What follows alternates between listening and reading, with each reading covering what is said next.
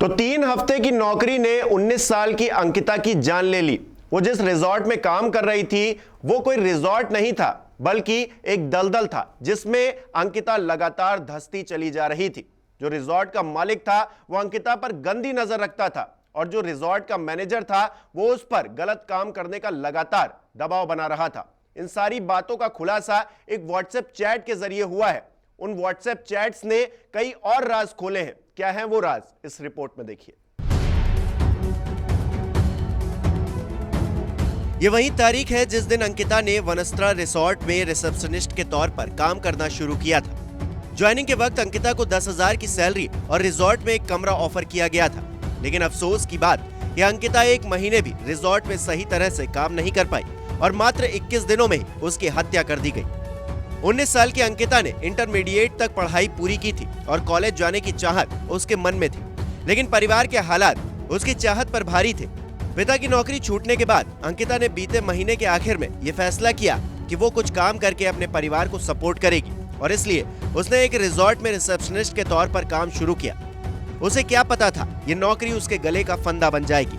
Police investigation के दौरान अंकिता और उसके दोस्त के बीच हुई व्हाट्सएप चैट सामने आई है, जो रिसोर्ट में अंकिता के साथ हो रही प्रताड़ना की गवाही चीख चीख कर दे रही है।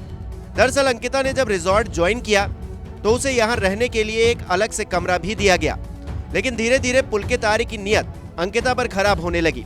यही वजह थी कि पुलकित ने अंकिता को रिसोर्ट में काफी गेस्ट आने की बात कहकर कुछ दिनों के लिए अपने साथ वाले ज्वाइंट रूम में शिफ्ट होने के लिए कहा। जानकारी ये भी सामने आई है कि शिफ्ट होने के बाद पुलकित ने अंकिता के साथ छेड़खानी भी की थी। हालांकि बाद में बात बढ़ता देख पुलकित ने अंकिता से ये कहकर माफी मांग ली कि वो उस वक्त नशे में था।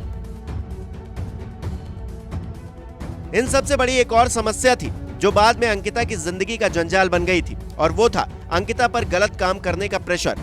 व्हाट्सएप चैट्स में अंकिता ने रिसोर्ट में आने वाले एक मेहमान और होटल के मैनेजर अंकित गुप्ता के बारे में जिक्र किया है। उसने कई बार लिखा कि अब वो रिसोर्ट में काम नहीं करेगी। अंकित उससे बहुत से गलत काम करने को कहता है। अंकित उसे धमकाता है कि अगर उसने ग्राहकों को मना किया तो यहाँ लड़ाई हो जाएगी। अंकित बोलता है कि तुम्हें गेस्ट हैंडल करने हैं, अगर नहीं किया तो तुम्हें काम से हटा देंगे और दूसरी लड़की को रख लेंगे। अंकिता ने व्हाट्सएप चैट्स में लिखा कि बहुत गंदा होटल है, मैं यहाँ बहुत अनसिक्योर फील कर रही हूँ। मुझे अंकित वीआईपी मेहमानों को स्पेशल सर्विस देने को बोलता है, मैं यहाँ काम नहीं करूंगी। चैट्स के बीच अंकिता का दोस्त उसे बार बार कॉल करने के लिए भी कहता है, लेकिन अंकिता उसे मना कर देती है और कहती है कि अगर उसकी आवाज आएगी तो अंकित यहाँ आ जाएगा। हालांकि दोस्त ने अंकिता को समझाया और कॉल करने की बात कही, लेकिन डर की वजह से अंकिता दोस्त से ज्यादा देर बात नहीं कर पाई। ये सारी बातें दोनों के बीच 17 सितंबर यानी कि अंकिता की मौत के एक दिन पहले की थी।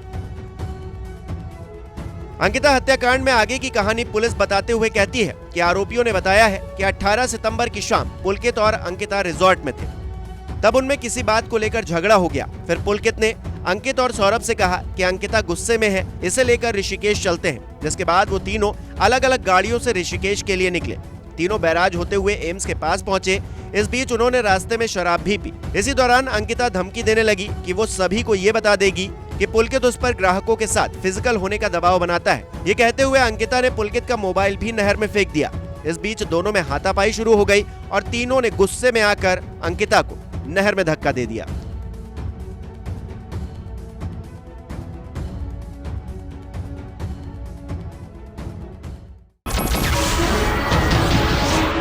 नमस्कार, मैं हूं मानक गुप्ता। अगर आपको हमारा ये वीडियो पसंद आया हो तो इसे लाइक और शेयर जरूर करें, और हां, हमें सब्सक्राइब और फॉलो करना ना भूलें ताकि आप देश और दुनिया की कोई खबर मिस ना करें। तो जुड़े रहिए हमारे साथ और देखते रहिए न्यूज़ 24।